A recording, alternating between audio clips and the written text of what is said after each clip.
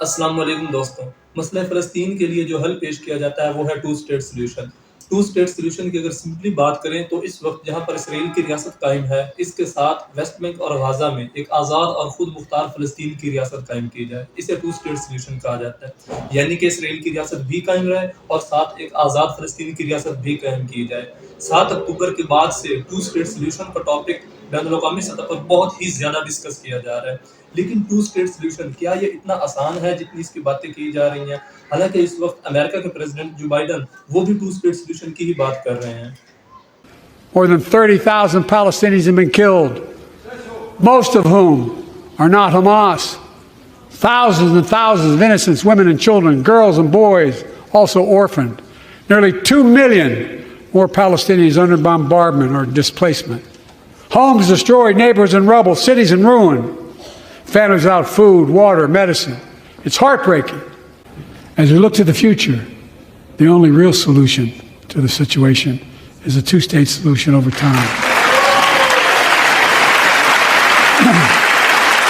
برطانیہ کے foreign secretary of state David Cameroon کا بھی کہنا ہے کہ ٹو اسٹیٹ سلیوشن ہی وہ واحد حل ہے جس کے ذریعے سے مسئلہ فلسطین کو حل کیا جا سکتا ہے. We believe in a two-state solution, a secure Israel within its borders and a secure and stable Palestine within its borders. That's long been our position. And of course, as part of that, Britain, along with other countries, would recognise Palestine as a country and recognise Palestine at the United Nations. France کے president Immanuel Macron بھی to state solution کی بات کر رہے ہیں. اقوام متحدہ بھی ٹو اسٹیٹ سلیوشن کی بات کر رہی ہے. We must be united in demanding an end to the occupation and the blockade of Gaza. It is long past time to move in a determined, irreversible way towards a two-state solution on the basis of United Nations resolutions and international law, with Israel and Palestine living side by side in peace and security, with Jerusalem as the capital of both states. لیکن فلسطین کے عوام to state solution کے بارے میں کیا کہتے ہیں؟ اسرائیل ٹو اسٹیٹ سلیوشن کے بارے میں اپنی کیا رائے رکھتا ہے؟ ہسٹوریکلی ٹو اسٹیٹ سلیوشن کی کیا اہمیت رہی ہے؟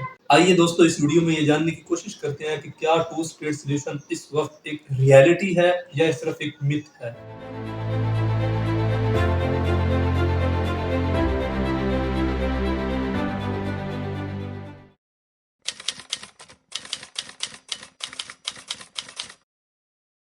نائنٹین 48 میں ایک آزاد ریاست اسرائیل کا قیام عمل میں لایا جا چکا تھا، اور اس آزاد ریاست نے 1967 کی عرب اسرائیل جنگ میں ویسٹ بینک اور غازہ پر بھی اپنا غیر قانونی قبضہ کر لیا، اور آنے والے وقت میں وہ یہاں پر آہستہ آہستہ اپنی غیر قانونی آبادیاں بھی قائم کرنے لگی.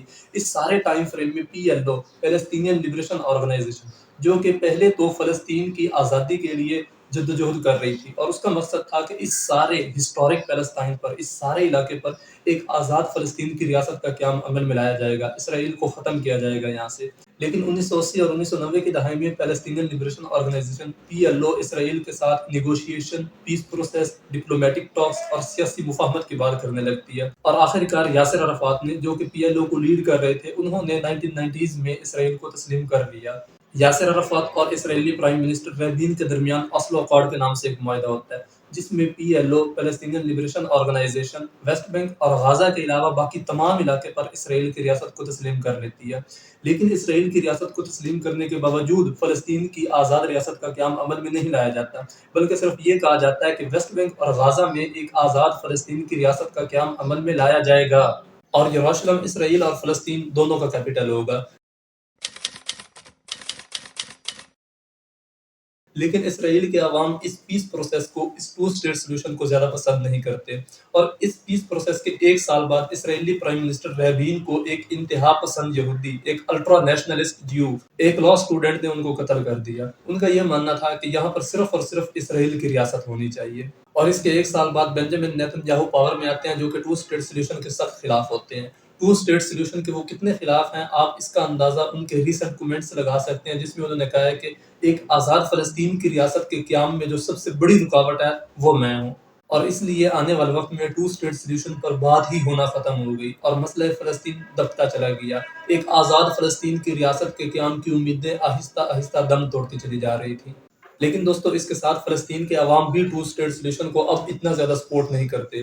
2023 کے ایک سروے کے مطابق Only 24% فلسطینی support two-state solution. صرف 24% فلسطینی ایسے ہیں جو ایک آزاد فلسطین کی ریاست کے ساتھ ساتھ ایک آزاد اسرائیل کی ریاست کے قیام کو سپورٹ کرتے ہیں. مور دین 70% فلسطینی یہ چاہتے ہیں کہ پورے کے پورے اس علاقے پر اسرائیل اور فلسطین یہ جو سارا علاقہ ہے اس پر ایک آزاد فلسطین کی ریاست کا قیام عمل میں لایا جائے. ایک طرف اسرائیل کی موجودہ حکومت ایک آزاد فلسطین کی ریاست کے قیام کے خلاف ہے، دوسری طرف فلسطین کے زیادہ تر عوام ٹو اسٹیٹ سولوشن کے خلاف ہیں.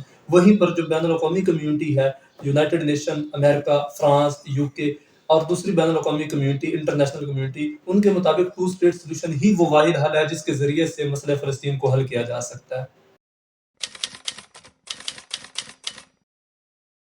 لیکن ٹو اسٹیٹ سولوشن کو اگر مسئلہ فلسطین کا واحد حل مان بھی لیا جائے تو کیا ٹو اسٹیٹ سولوشن اپلیکیبل ہے یا نہیں؟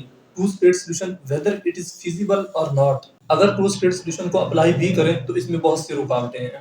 ویسٹ بینک اور غازہ میں اگر ایک آزاد فلسطین کی ریاست کا قیام عمل میں لایا جاتا ہے تو ویسٹ بینک میں موجود غیر قانونی آبادیاں، اسرائیلی سیٹلمنٹس کا کیا ہوگا؟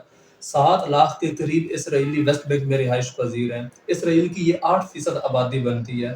ویسٹ بینک میں رہائش پذیر اسرائیلی اور یہ آبادیاں بین الاقوامی قانون اور بنیادی انسانی حقوق کی روشنی میں غیر قانونی ہیں، اللیگل ہیں. اللیگل ہونے کے باوجود اسرائیل یہاں پر اپنی غیر قانونی آبادیاں قائم کر رہا ہے، اپنے اکنامک پروجیکٹس یہاں پر بنا رہا ہے، کنسٹرکشن پروجیکٹس بنا رہا ہے، اپنا روڈ نیٹ ورک یہاں پر مضبوط کر رہا ہے. اس طرح اسرائیل یہاں پر اپنی جڑیں مضبوط کرتا چلا جا رہا ہے. اور غیر قانونی طور پر رہائش پذیر اسرائیلی اور فلسطینیوں کے درمیان یہاں پر اکثر اوقات جھڑپیں ہوتی رہتی ہیں، فائٹس ہوتی رہتی ہیں. صرف 2023 میں 500 سے زیادہ فلسطینی اسرائیل ڈیفنس فورسز یا ان اللیگل سیٹلرز کے ہاتھوں ہلاک ہوئے ہیں. اور 7 اکتوبر کے بعد ان غیر قانونی طور پر رہائش پذیر یہودیوں کے فلسطینیوں پر حملوں کی تعداد میں پہلے سے بھی زیادہ اضافہ ہو گیا ہے. یونائٹڈ نیشن، امریکہ، فرانس، ہر طرف سے ان اللیگل سیٹلرز کے ان حملوں کی مذمت کی گئی ہے.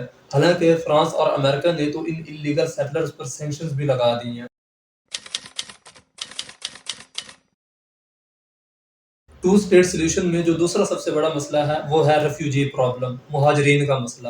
1948 میں 7 لاکھ کے قریب فلسطینی اپنے گھر بار کو چھوڑ کر یہاں سے چلے گئے تھے اور اس وقت ان کی تعداد 60 لاکھ کے قریب ہے. تو اگر فلسطین کی ایک آزاد ریاست کا قیام عمل میں لایا جاتا ہے تو وہ یہاں شفٹ ہوں گے، فلسطین کی آزاد ریاست میں واپس آئیں گے کیونکہ وہ اپنے گھروں کو واپس آنا چاہتے ہیں. لیکن اسرائیل کے لیے یہاں پر ایک پرابلم ہے، اسرائیل اپنی میجورٹی قائم کرنا چاہتا ہے اور اگر یہ 60 لاکھ فلسطینی یہاں پر آ کر آباد ہوتے ہیں تو اسرائیل کی میجورٹی قائم نہیں رہے گی. ٹو اسٹیٹ سولوشن میں تیسرا سب سے بڑا مسئلہ دارالحکومت کا ہے. یروشلم مسلمز اور جیوز دونوں کے لیے ایک مقدس مقام ہے. اسرائیل بھی اسے اپنا دارالحکومت تسلیم کرتا ہے اور فلسطین بھی اسے اپنا دارالحکومت تسلیم کرتا ہے. حالانکہ اس وقت یروشلم پر اسرائیل کا کنٹرول ہے. تو اگر 2 ریاستیں بنائی جاتی ہیں تو یہ دارالحکومت کس کا ہوگا، فلسطین کا یا اسرائیل کا؟ اور یہ بھی کہا جاتا ہے کہ اگر 2 ریاستیں بنتی ہیں تو یروشلم کا مغربی حصہ اسرائیل کا دارالحکومت ہوگا جبکہ اس کا مشرقی حصہ فلسطین کا دارالحکومت ہوگا. دوستو، اس ٹو اسٹیٹ سولوشن کے بارے میں آپ کی کیا رائے ہے؟ کیا ویسٹ بینک اور غازہ میں ایک آزاد فلسطین کی ریاست کا قیام عمل میں لانا چاہیے یا فلسطین کی ریاست پورے اسرائیل، پورے فلسطین یعنی کہ جو پورا ہسٹورک پیلسٹائن ہے اس پر قائم ہونی چاہیے؟ اور کیا یہ ایک پریکٹیکل سولوشن ہے یا نہیں ہے؟ آپ کی کیا رائے ہے؟